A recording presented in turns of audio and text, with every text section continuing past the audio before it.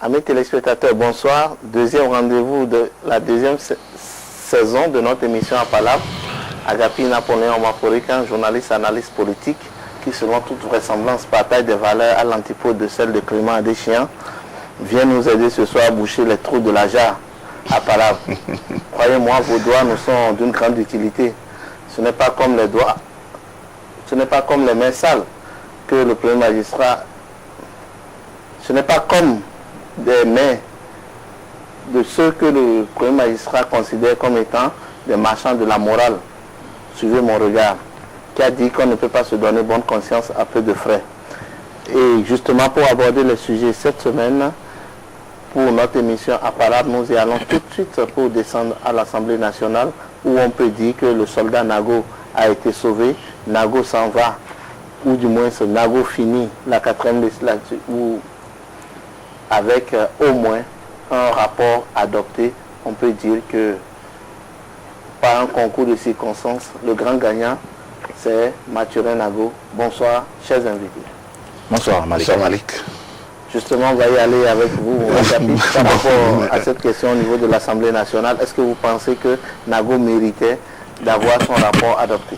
Merci Malik, merci, bonsoir aux téléspectateurs. Je suis heureux de partir à cette émission que je suivais bien. Ben, on est plus heureux. Avec une belle pensée à Edouard Loco, vice-président de la RAC, qui est Patrick Adjamossi, qui était avec vous sur le plateau. Donc, salut à eux, salut à Brice qui était la semaine dernière, et salut à Clément qui est là ce soir. Donc, pour moi, le vote du budget de l'Assemblée, le vote du rapport du président, j'ai fini par me faire une idée que il n'y en aurait jamais, de toute la façon.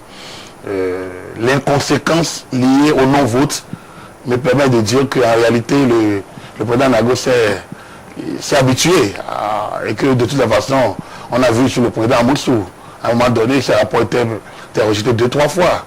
Bon, Amoussou, je sais qu'il avait été atteint en ce moment-là. La conséquence, c'est quoi? C'est que politiquement, je ne sens pas, il n'y a pas de conséquences. Alors que le règlement intérieur, pour moi, je me dis que dans quel pays où le président de l'Assemblée nationale fait un rapport qui n'est pas adopté une fois, 2 fois, 3 fois, aussi bien pour ceux qui rejettent que celui dont le rapport est rejeté, il doit pouvoir avoir des éclaircissements et des conséquences. Alors que nous remarquons simplement que quoi? Les gens rejettent, ils s'expliquent, et après, ça passe aux oubliettes et la vie se poursuit. L'arsenal juridique a quelques... Il y a des différences pour moi. Donc, et politiquement, ce vote pour moi ça veut dire quelque chose de toute la façon. Ça veut dire simplement que les rapports de force ne sont pas si bloqués que ça. Ça veut dire simplement que ce que les gens de l'Union fait la nation reprochent au pouvoir en place, eux-mêmes le font déjà. Parce que j'ai écouté des honorables qui ont dit, mais certains se croient déjà gagnants du pouvoir. Et on leur a montré que nous pouvons bloquer. Ça veut dire simplement que à l'Union fait la nation, les gens se croient déjà gagnant le pouvoir et ils briment déjà les plus petits, alors qu'ils dénoncent la même chose d'un autre côté. Et ça veut dire simplement que au niveau du G13 et des dissidents du FCBE, sujet patriotique, ça veut dire simplement qu'ils sont encore à la recherche de l'équilibre politique. C'est vrai, on les rapproche d'une ligne politique, d'une personnalité, mais le jeu semblant ouvert pour la personnalité n'est pas au Parlement et n'est pas à l'enseigne politique. Si bien que, pour moi, j'ai regardé cette affaire-là avec beaucoup de distance, en me disant que bon, tant mieux pour Nago, le président Nago, il a son rapport, c'est une très bonne chose. Tant mieux pour peut-être la mouvance, qui peut déjà aussi comprendre que là-bas n'est pas aussi rose et ouvert pour les dissidents et que c'est une main qui peut leur tendre également pour voir ce qu'ils peuvent toujours faire ensemble. Et c'est une porte ouverte, je pense. Apparemment, Clément, je vous vois d'impatience à pouvoir réagir et aller contre les idées que Agapi développe. Apparemment, vous ne partagez pas ce point de vue. Ouais, bon, pas systématiquement. Il y a des éléments sur lesquels je dois être d'accord avec lui. C'est que le rapport a été voté. Oui, c'est une évidence. On peut s'entendre là-dessus. Le rapport a été voté surtout grâce aux députés de Ciseaux Patriotiques et du G13. Bien sûr. C'est une évidence. Mais ce que je ne partage pas avec vous, c'est déjà de croire qu'en même temps que par ce vote, c'est déjà un problème de scission, un problème de brimage qu'on a voulu corriger au niveau de l'Union fait la nation. Non, ça n'a rien à y voir. Première chose, le rapport est en fin de mandat, et Nago est en fin de mandat, et il est en train de finir. On a révisé son rapport 4 fois déjà, mais je crois bien que si des gens ont envie de lui offrir un petit cadeau pour qu'il s'en aille tranquillement, c'est pas mal fait. Alors, deuxième élément. En fait, son rapport a été rejeté 6 fois. Puis il a eu le premier, il a eu un contre un. C'est 8 rapports normalement. Donc ça lui fait 5 fois. 6 fois. 6 fois rejeté normalement. Alors, si on a voulu offrir un cadeau de revoir pour la façon dont il a piloté l'Assemblée pendant ce temps-là, c'est ce côté que vous devez ressortir. Alors, si le rapport de quelqu'un est rejeté, ce n'est pas parce que l'arsenal juridique ne permet pas forcément de le blâmer ou de le destituer aussitôt après un certain nombre de rapports rejetés qu'on va pouvoir dire que bon, c'est bon quoi, ça c'est de l'inconséquence politique ou juridique. Loin s'en faut. Moi je trouve que ce n'est pas bon. Ça, vous avez dirigé une institution aussi hautement politique pendant 4 ans et vous avez eu 6 rapports rejetés. C'est pas bon pour votre cursus, pour votre carrière, pour votre personnalité. Je ne dis pas que toutes les fois que ça a été fait, c'est forcément parce qu'il a été mauvais. Mais quand on dresse le bilan de Nago, c'est ça le problème. Quand on dresse le bilan de Nago, il a toujours fonctionné malheureusement comme une caisse de résonance. Et beaucoup, et ça parle même des grèves pour lesquelles la plupart des députés sociaux-patriotiques ont commencé déjà par le quitter dans son propre bureau. C'est pas normal. On a beaucoup à lui reprocher par rapport à cette gouvernance-là. Deuxième chose, les députés dont vous parlez qui ont voté le rapport Nago se sont retrouvés en même temps, en une séance, avec les partenaires pour dire non, écoutez, ce n'est pas parce qu'il y a scission déjà entre nous, mais parce que nous avons voulu que vous compreniez que nous sommes un groupe ensemble et que nous allons tous discuter ensemble. C'est nullement un club de qu'on envoie à la mouvance pour dire désormais, écoutez, nous sommes libres de nous chercher. Non, mais c'est totalement faux. Le jeu ouvert, c'est pour dire que le jeu ouvert. Ça ne veut pas dire que. C'est la brousse humaine. Non, ça ne veut pas dire que demain, ça ne veut pas dire que demain, le budget de 2011 passera comme il est dans la presse. Non, ça ne veut pas dire que il y a quelque chose que vous faites une confidence. Le jeu il fait une confidence de Zoumaro, confidence fraîche. Il dit, nous avons voté pour envoyer un signal à la mouvance que la collaboration est possible. Première chose, nous avons voté pour montrer que nous sommes ouverts et que la Cour constitutionnelle doit en tenir compte. Ça fait beaucoup de choses. Il faut savoir, il y a un jeu malin, parce que lorsque le rapport a été voté, le rapport de la loi a été accepté, ils ont voté la loi électorale qu'ils ont retournée à la constitutionnelle. Non, d'abord. Ils espèrent bien. Ils espèrent bien. Mais là, la Cour, ils ont tenu compte. Non, je comprends. Je ne pense pas que quelqu'un comme Wallis Oumarou, un ancien parlementaire, ne perçoit quand même pas que la Cour est tellement figée sur ce genre de principe, notamment l'autorité de la chose jugée. Attention, cette question de l'autorité de la chose jugée, je ne sais pas si... Non, peut-être qu'on n'est pas encore... Je prends partie des éléments sur lesquels le président Bramousso est revenu dans la lettre. La fameuse question de Marou. Non, parlons plutôt de façon globale de ce que le vote du rapport Nago, pour moi, pour l'instant, n'a rien à voir avec une stratégie quelconque d'un groupe de députés disponibles qu'on peut se partager ou se partager. Je ne vais pas dire ça. Pour moi, ça me laisse indifférent en réalité. À mon avis, vraiment indifférent parce que à mon avis, c'est des adultes. Voilà. Ils savent ce qu'ils font. Ils ont envie de signifier à des partenaires qu'ils ont retrouvé aussitôt après le vote, sanction. Que, écoutez, vous nous oubliez, pensez à nous, nous sommes là. Non, pas penser à nous. Et c'est quoi, quand on est partenaire, il faut que les discussions soient consensuelles. Ne vous comportez pas en territoire conquis. Donc déjà, ils se comportent en territoire conquis comme s'ils avaient le pouvoir. Non, pas comme s'ils avaient le pouvoir. Comme s'ils avaient le pouvoir. Les autres ont essayé d'expliquer pour dire, mais on nous a convoqués. Ils sont allés à l'Assemblée, je crois bien, c'était le mardi, le jeudi.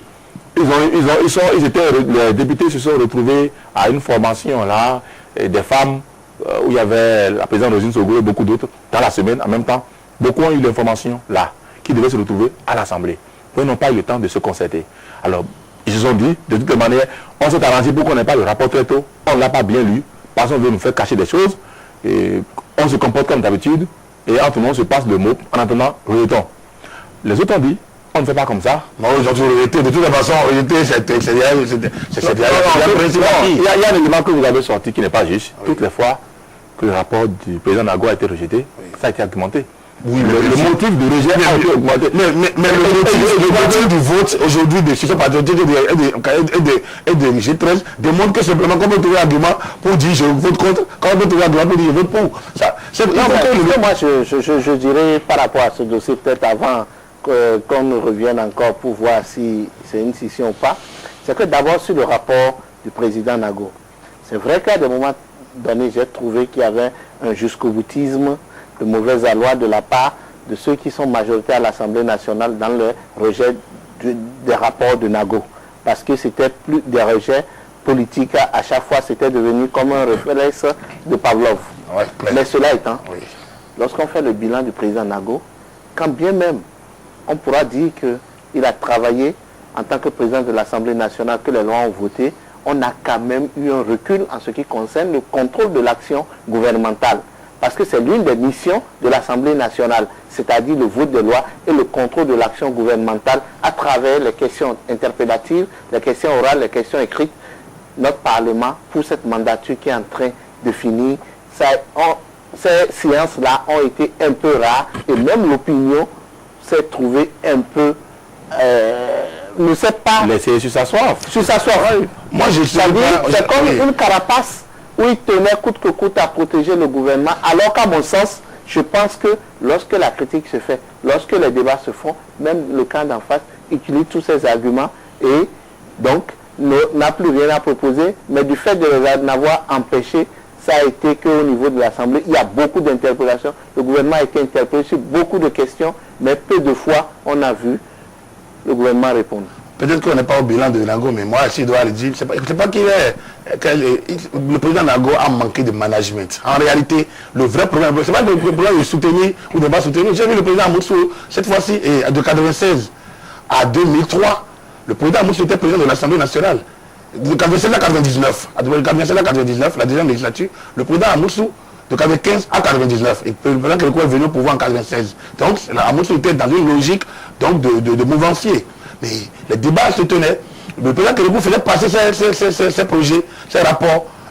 Pourquoi cette fois-ci? Parce que le président Nago manque de management. Il faut être très clair. Il a mal managé ses collègues. Là, il faut le dire. Quand on est président de l'Assemblée nationale, il y a une manière de gérer le personnel. Les 43 députés, les 42 autres doivent être gérés. Comment gérer une entreprise avec les ressources qui sont capitales. Le capital de l'Assemblée, les députés sont des élus comme le président lui-même élu. Il est d'abord un élu de la nation avant d'être président. Ce que moi j'ai reproché au président Nago, c'est ce manque de gestion humaine. C'est pas l'avilissement au chef de l'État. Beaucoup font ça, et ça écarte le vrai débat de management. C'est un professeur agrégé, si je ne me trompe, il était ministre, il a géré le ministère. Il était député à l'Assemblée nationale. Mais il a été député. Mais en tant que président, je pense qu'il lui a manqué ce qu'on appelle la gestion du capital humain, autrement le management des ressources humaines. Tu peux expliquer cela? Mais Malik, ce que tu dis par rapport à ce sujet, c'est qu'il faut reconnaître ce déficit managérial que tu reproches à président Nago est lié au fait qu'il a voulu rendre service coûte que coûte. Qu'il a voulu se comporter en caisse de résonance. Là, c'est une interprétation. Et l'effet induit, c'est que forcément les députés à l'Assemblée se braquent contre lui. Ça veut dire qu'il commence à gérer les intérêts. Si le fait qu'il en voulant rendre service, parce que le Parlement c'est un jeu politique, il y a une majorité qui se crée. C'est pas une question de rendre service, il est mouvancier. Et dans une condition les majorités à l'extérieur, ceux qui nous ont appris la vie parlementaire, les gens sont là pour jouer le jeu d'une majorité. Le président de la République, le président Nago est élu sur la liste FCBE, conduite par les mouvanciers, donc autour du président de la République. Il est là pour ça. Maintenant, en tant que président de l'Assemblée nationale, il y a une distance qu'on prend quand bien même on sert son camp.